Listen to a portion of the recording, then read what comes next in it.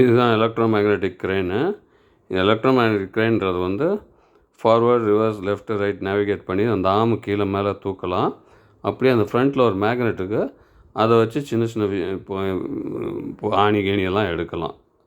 இது வந்து க்ரெயினுடைய இது சிமுலேஷன் மாடல். இது இப்போ வந்து டெமோக்கு போகலாம். இப்போ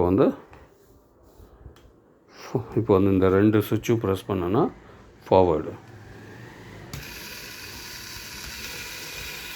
போகும். இது ரிவர்ஸு, இது வந்து லெஃப்ட் ஹேண்ட்,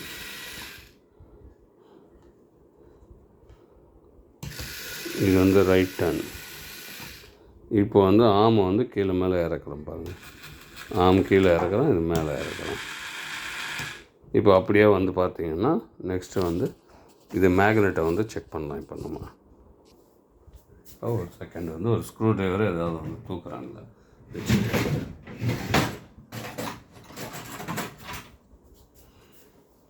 இந்த ஸ்க்ரூ ட்ரைவரை வந்து நான் தூக்க போகிறேன்.